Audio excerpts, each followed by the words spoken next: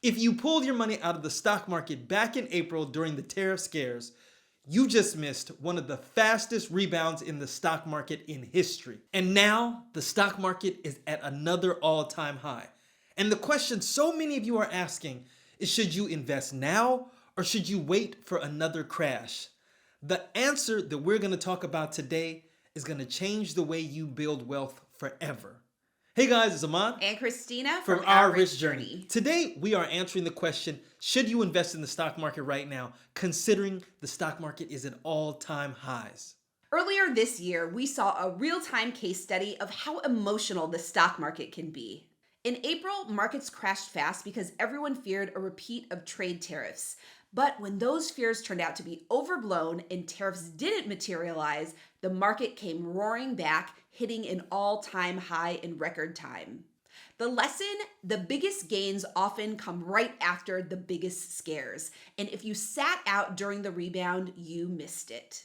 And here's the crazy thing: markets hit all-time highs much more often than you think. From 1926 to 2024, there have been 1,187 months. Now, guess how many of those months have ended in all-time highs for the stock market?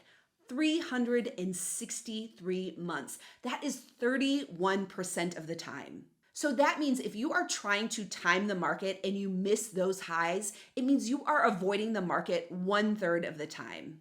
So what about returns after the stock market has reached an all-time high?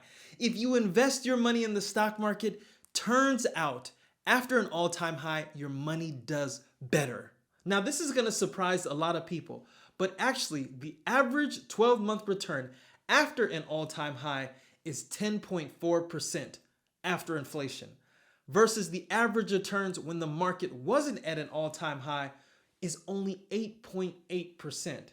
And if you zoom out 2 to 3 years, the returns are virtually the same, regardless of whether you invested at an all-time high or not. So the takeaway in what the statistics and the data show is that when you're at an all-time high and you invest at that time, it actually doesn't doom you. It often helps you.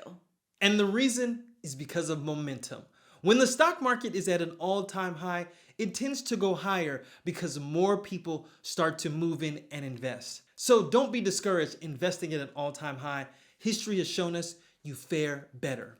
So let's talk about the real damage of waiting, and these numbers can actually be quite scary. If you had $100 and you invested it in 1926, you'd have over $103,000 today after adjusting for inflation.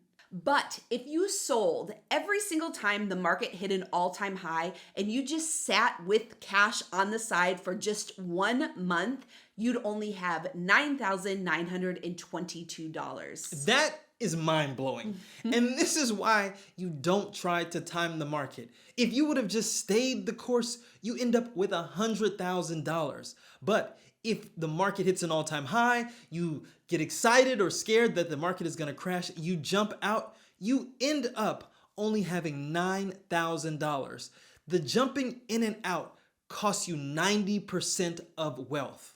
That's 90% less wealth than the long-term investor.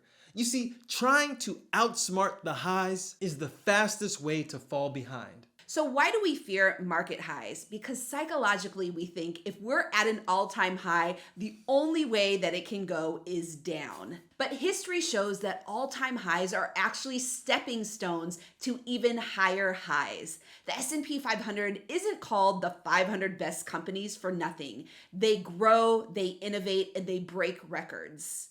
If you wait for the perfect dip, you often miss the climb. And when you finally jump in, you're chasing instead of building wealth.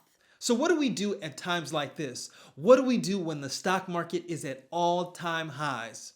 You guessed it, we keep investing. You know, we are huge fans of dollar cost averaging, where we are always buying into the market on a consistent basis.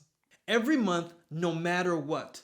Dollar cost averaging means buying during the highs, it means buying during the lows, and over time, the price evens out while our wealth grows. That's how we built our FIRE plan, and that's how we're able to stay in financial independence and retired early.